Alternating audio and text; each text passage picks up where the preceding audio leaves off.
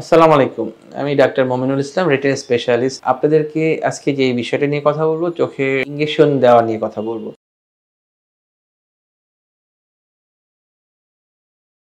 তো অনেক রোগীরা যারা ডায়াবেটিস রোগে ভুগছেন এবং উচ্চ রক্তচাপ রোগে ভুগছেন, অনেক সময় চোখে হঠাৎ করে কম দেখছেন। এটা অন্যতম একটি কারণ হতে পারে চোখের রক্তক্ষরণ, অথবা যেটা রক্তক্ষরণ ছাড়াও আরও কিছু কারণ হতে পারে। সেটা হতে পারে দেখা যাচ্ছে চোখের রেটিনার ভিতরে পানি জমে যাওয়া, ফ্লুইড জমে যাওয়া। রেটিনার একটি খুব সেন্সিটিভ জায়গা যেখানে আলো পড়ে ছবি তৈরি হয়, এবং রেটিনা একবার ড্যামেজ হলে সেটা কিন্তু আগের মতন কখনোই আর স্বাভাবিক হয় না। রেটিনার মধ্যে একটা ইম্পর্টেন্ট জায়গা আছে যেটার নাম ম্যাকুলা বলি। আমি আবার বলছি, চোখের যে অংশ যেখানে আলো পড়ে ছবি তৈরি হয় সেই জায়গাটার নাম রেটিনা, এবং সেইখানের মধ্যে রেটিনার ভিতরে একটা খুব গুরুত্বপূর্ণ জায়গা আছে সেটার নাম ম্যাকুলা। সেটা হলো অনেকটা দেশের রাজধানীর মতন, মানে বাংলাদেশের রাজধানী যেমন ঢাকা, ওই চোখের রাজধানী বলতে পারেন ওই ম্যাকুলা। তো ওইখানে যদি আপনার কোনো সমস্যা হয়, আপনি চোখের দৃষ্টি যতই আশেপাশে ভালো থাকুক না কেন, ওই জায়গাটা সমস্যা হলে আপনি চোখে ঝাপসা দেখবেন, কিংবা কাছে দেখতে সমস্যা হবে, দূরে দেখতে সমস্যা হবে।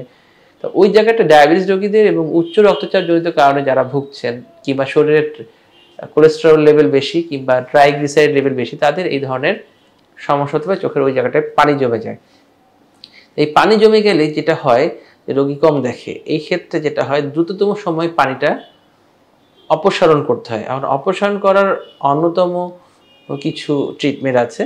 এই ট্রিটমেন্টে অনেক সময় রোগীরা বলে, ডাক্তার সাহেব হ্যাঁ আমার চোখ দিয়ে তো পানি পড়ে, এটার জন্য কি হয়েছে? না, চোখ দিয়ে পানি পড়ার জন্য ওই রেটিনাতে পানি পড়বে না, চোখের পানি পড়ার কারণ আলাদা।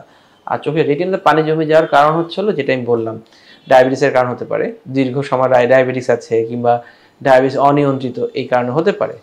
কিন্তু এটার কোনো অপারেশনের মাধ্যমে এই ফ্লুইডটা বের করা যাবে না, কিংবা ওই কোনো ইঞ্জেকশনের মাধ্যমে কিংবা কোনো নিডিল দিয়ে আস্তে করে পানিটা বের করা ওটা সম্ভব না। যেই জায়গাগুলো থেকে পানি বের হচ্ছে, যেটাকে বলা হয় ভাস্কুলার এন্ডোথেলিয়াল গ্রোথ ফ্যাক্টর, ওখান থেকে কিছু যেটার জন্য আমাদের বেড়ে যায়, যার কারণে চোখের ভিতরে ফ্লুইড অ্যাকুমুলেশন হয়। তাই আমরা এইসব ক্ষেত্রে যেটা করি, চোখের মধ্যে কিছু সিরিজ অফ ইঞ্জেকশন দিই। দেখা যাচ্ছে প্রতি মাসে একটা একটা করে, 6 মাসে 6টা, কিংবা কখনো 3 মাসে 3টা দেওয়ার পরে, প্রতি 2 মাস পর পর, 3 মাস পর পর একটা, কিংবা 5টা দেওয়ার পরে। এটা এক একটা ইঞ্জেকশনের এক একটা ডোজ শিডিউল আছে।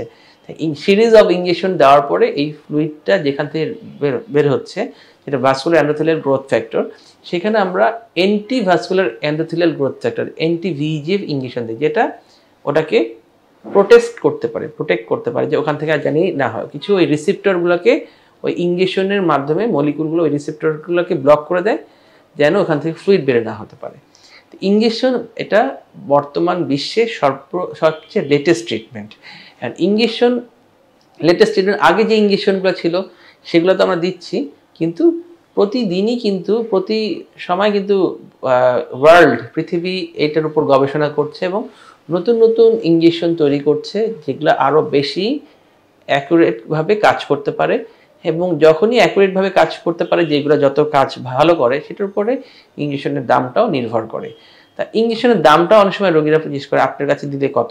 আমি ইঞ্জেকশনের দাম কখনোই পাবলিকলি এটা করি না। কারণ যেটা এটা কোন হসপিটালে দিচ্ছেন, এটা দেখা যাচ্ছে একা দিচ্ছেন না দুজন মিলে দিচ্ছেন, সেই ডিপেন্ড করে। এটা অনেক সময় যে হসপিটাল দিচ্ছে সেটার উপর ডিপেন্ড করে, ওখানকার কস্টিং ইফেক্ট উপর দেওয়া হচ্ছে, কি ডাক্তার দিচ্ছে সেই ডাক্তারের উপর নির্ভর করে, সরকারি না বেসরকারি সেটা আমি সবসময় বলছি।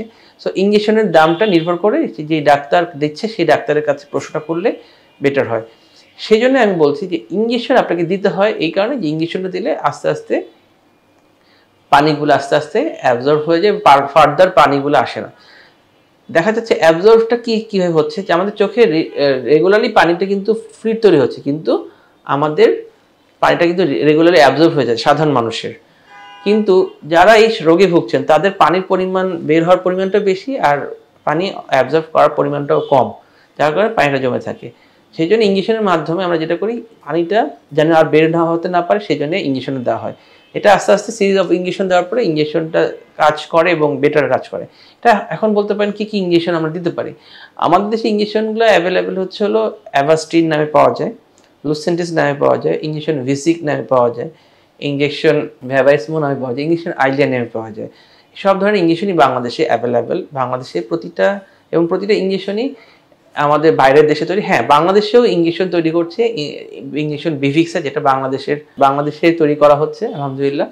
যা আমাদের এই ইঞ্জেকশনগুলো চোখের জন্য খুব ইম্পর্টেন্ট, এবং যেগুলা ইঞ্জেকশন দেওয়া হচ্ছে সেগুলো প্রতিটাই হচ্ছে হলো চোখের জন্য কাজ করে। যেটা দাম একটু বেশি সেটার রেজাল্ট একটু বেশি, মলিকুলার বলে সাইজ একটু ভালো ছোট থাকে এবং মোর পেনিট্রেশন থাকে, সেই জন্য দামের উপর নির্ভর করে। কিন্তু অনেকের আর্থিক সামর্থ্য না থাকলে আমার বেশি দামেটা দিতে পারবো না দেখে আপনি চিকিৎসা বন্ধ করা যাবে না।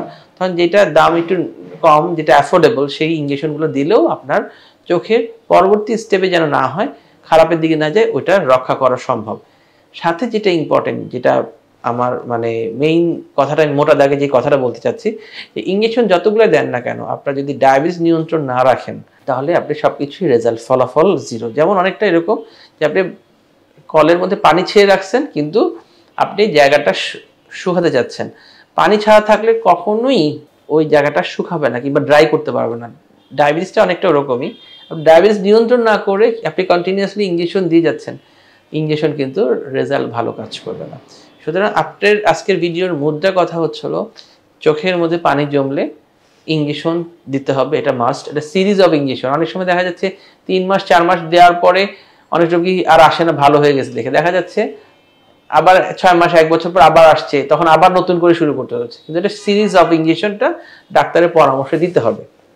এবং 2 নম্বর যে কথাটা, আপনাকে ডায়াবেটিস কিংবা উচ্চ রক্তচাপ নিয়ন্ত্রণ করতে হবে, আদারওয়াইজ আপনার এই রোগের চিকিৎসা করেও আপনার খুব একটা লাভ হবে না।